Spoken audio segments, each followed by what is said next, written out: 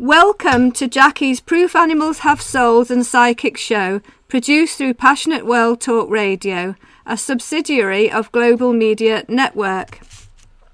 This is show 15, and I'm pleased to be with you again. I'm a psychical researcher, author, spiritual historian, lecturer, and decades-long vegetarian for compassionate reasons.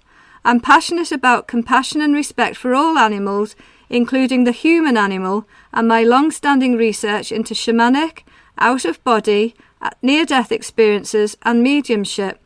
For me, mediumship and near-death experiences in particular prove survival after physical death for all beings and provides information about the after-death realms. My website is JackieJonesHunt.com.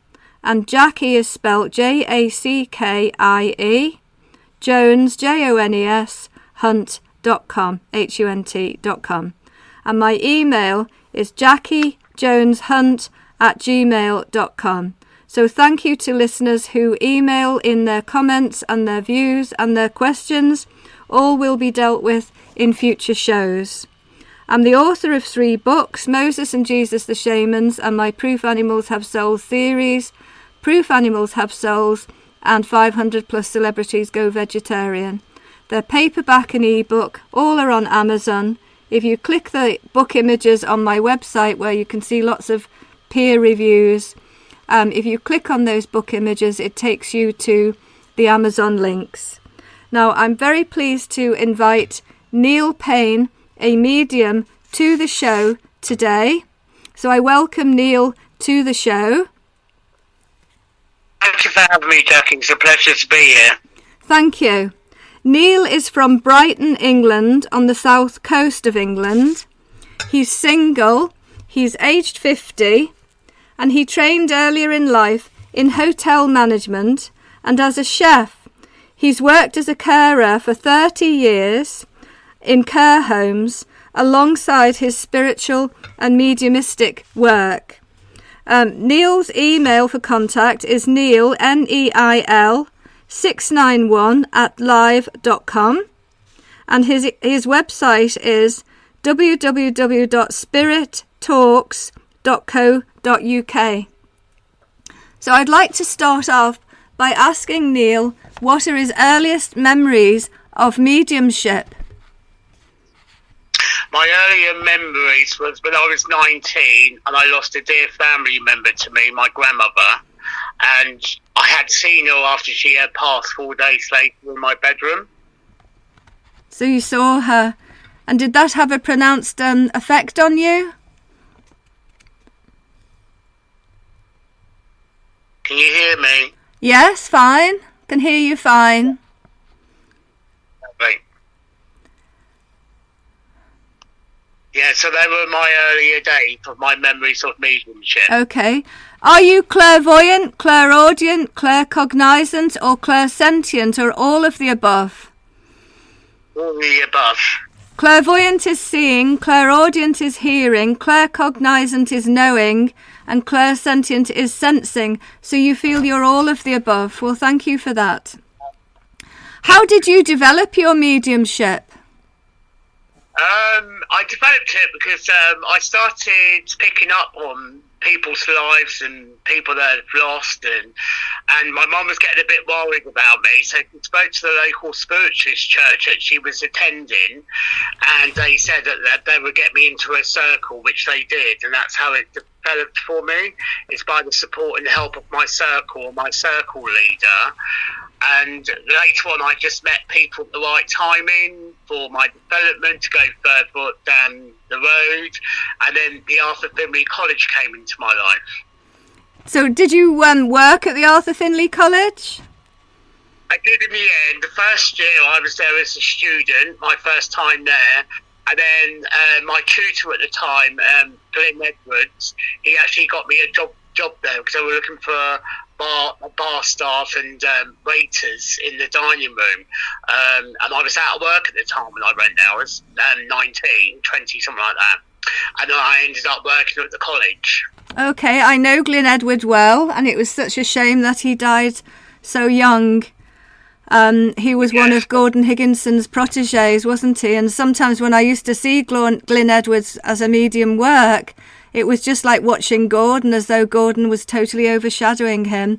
And Gordon was the president of the Arthur Findlay College for many years, and a fantastic evidential medium and a great friend and spiritual father to me. Can you give any examples of sensing spirit animals?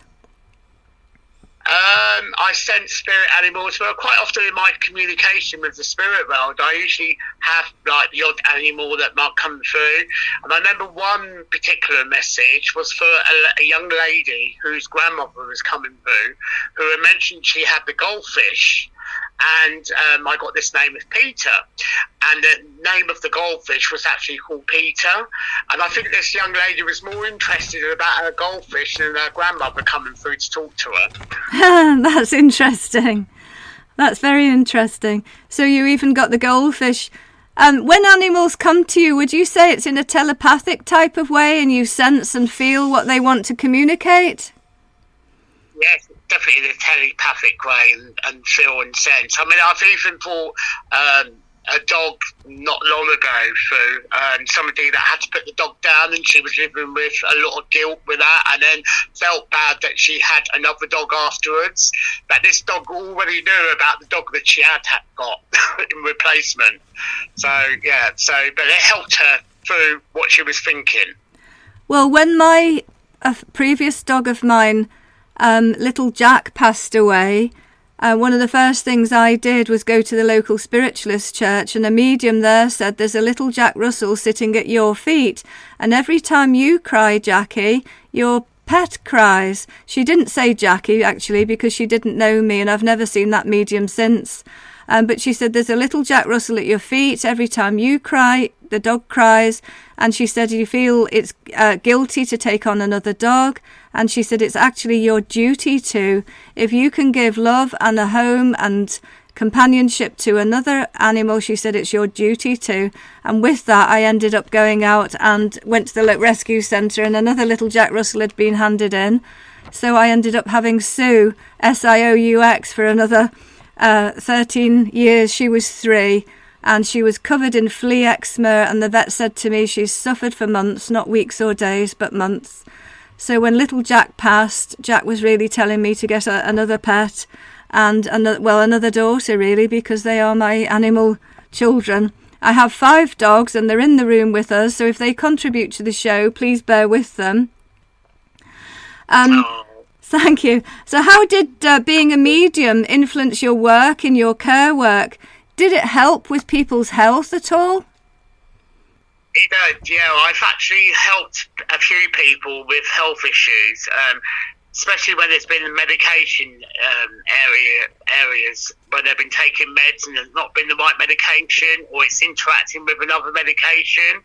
One particular lady, she was having falls, and I looked at her medication, and exactly I know about medication, and then when she went to see her doctor, the doctor actually said that she shouldn't have been on that particular medication. It was interacting with the other medication she was on, and he actually said that he thanked me actually for advising her to go and see him. Well, that's good. So you picked up that she was on 2 different medications, and one was interacting badly with the other one, and you picked that up from spirit, that she needed to go to the doctor and have her meds checked out. Do you have a spiritual message you'd like to share with listeners?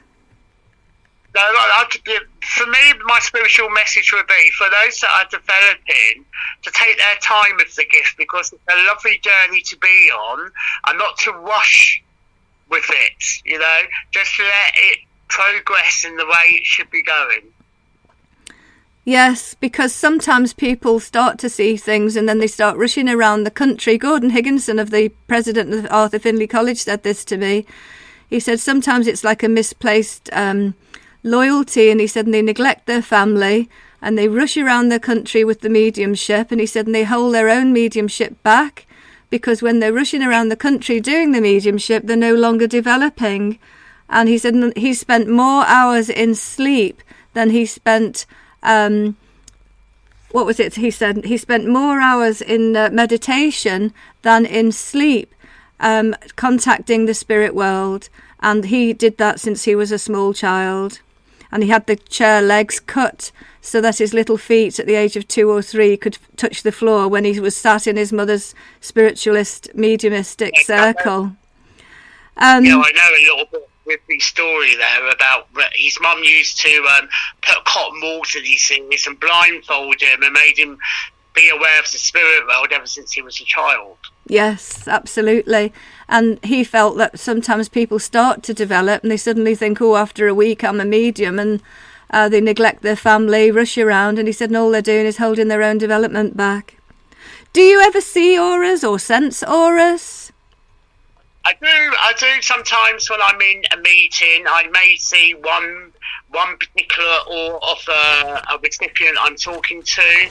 I don't see all of them. I only may see 1 or 2 at the time, and I believe when that happens, usually it's a sign for me of the spirit world to let me know that person's in development or trained in gifts of healing or mediumship or something like that.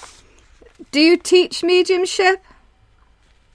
I do indeed, yes. I'm a course organiser for a place in Wales called Hafni Coed. Me and my friend Karen Wood, who I believe you're having a chat with on Saturday, we actually run a course together. And that's in Wales, in UK? Yeah, every July we do that course. And is it a residential course? So our next course is next year for a whole week. Yes. It's for a week, I see. Okay. Where's your mother and father? Were they mediums? My mum's very sensitive. She's one of these, my mum, that's chosen not to be publicly with it. She does it behind closed doors. So people go to her. You know how it goes. People go there. They've got problems. My mum listens to them, advises them, maybe gives them some sort of like words of wisdom, and then they end up going off feeling great and she feels worse. But you know how the energies change sometimes. Yeah, sometimes you might pick up their emotions when she's trying to help them.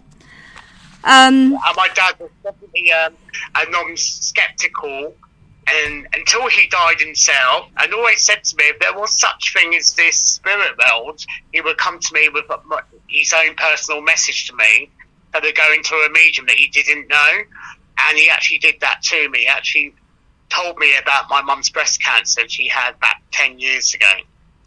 So your father, who was an atheist and a non-believer in life after death, came back to you to prove, yes, it is true that life continues after physical death, and I want to give a warning to my wife that she's got breast cancer that needs to be caught early. Well, thank goodness he did come back, and obviously he's obviously helped your mum. So there's lots of practical help that spirits can give.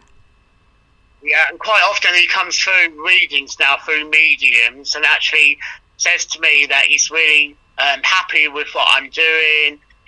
He wished he knew a bit more when he was here, and so it's really lovely to know that now, that he understands. Okay, we've just got a minute to go now. Can you say briefly what you cover in your courses? How to link with the spirit world, what we work with as psychic and evidential mediums, trying to show the difference between the two so people understand how a psychic would work as well. And also philosophy as well. Right, so you're interested in the spiritual philosophy. I'm interested in that. I love the direct voice trance communications in particular. I've got a lot of recordings I've had since the 1980s now of direct voice trance recordings where Leslie Flint would go into trance, a particularly well-known direct voice trance medium.